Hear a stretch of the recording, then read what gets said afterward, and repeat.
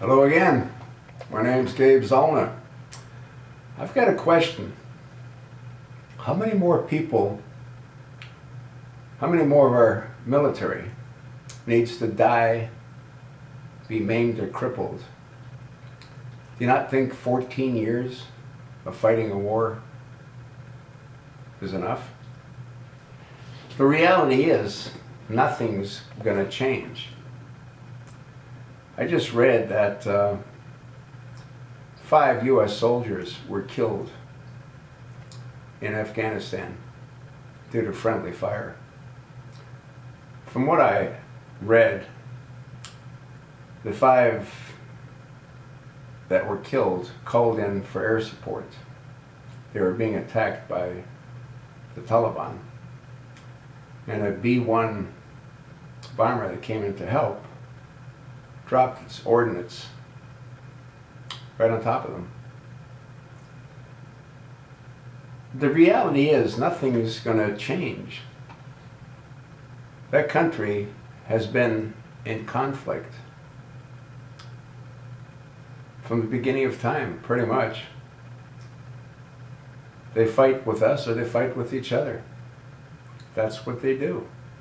That's never going to change. You know, if you're of your mind, I've said this countless times, when the last serviceman leaves Afghanistan, the Taliban is going to take total control of the country. They're just waiting for us to leave. Obama gave them a date. They're going to sit back in their caves. They're going to rape their young boys and rape their young girls and do whatever they do until we all leave. Nothing will change. Nothing good will come of the sacrifices that our military made over the past 14 years. American members of Congress didn't learn their lessons when they saw what happened to Russia after a 10-year conflict. We've been at it almost 14 years. Have we made any strides? Are things any better than they were? We've lost billions of dollars. We've lost tens of thousands of servicemen and women. For what? Because some politicians in Washington thought it was the right thing to do? Because some politicians decided that our military needs to follow rules of engagement? They need to win the hearts and minds of savage animals? That can't be won. What should happen is that our military should send transport planes to Afghanistan. Pull out every last serviceman, every last servicewoman. And if Americans want to stay in that miserable country, they'll do so at their own peril. We don't need embassies there. We need to protect our borders. We need to shut down our borders. That's what has to happen. This conflict will never end. It'll never end. And all the lives that have been lost, and all of those that were crippled and maimed and injured, for what? That's not a war.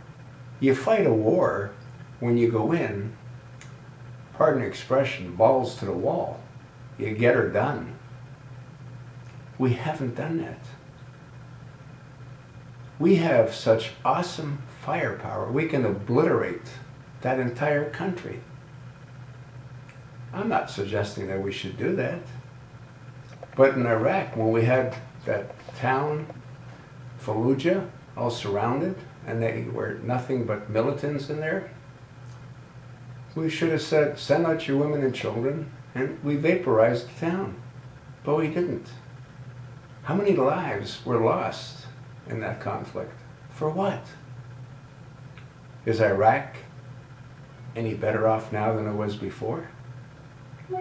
Is the entire Middle East not worse off than it was before. At least Saddam, as crazy as he was, he kept the lid on Iran. He kept the lid on all other Muslim countries. They were afraid of him. They thought he had nuclear weapons, weapons of mass destruction. So did George W. Bush. George W. Bush attacked Iraq because Saddam Hussein took out a contract on his father. How many lives were lost? How many hundreds of billions of dollars were spent for nothing? Folks, Afghanistan will never see peace. And once we leave, it'll erupt into a bloody war, just like Libya is. Gaddafi kept control of his country. Obama hated Gaddafi because Gaddafi was a Shiite. Sunnis hate Shiites. And if they don't have us to fight, they fight each other. Makes no sense, folks. It never did, and it never will. You want to fight a war? Balls to the wall. You don't play games for 14 years and have tens of thousands of our military maimed and crippled, tens of thousands dead. For what? Give me an answer that makes any sense. For what? Peace and democracy? Tell me for what? There is no answer. Sadly, there is no answer.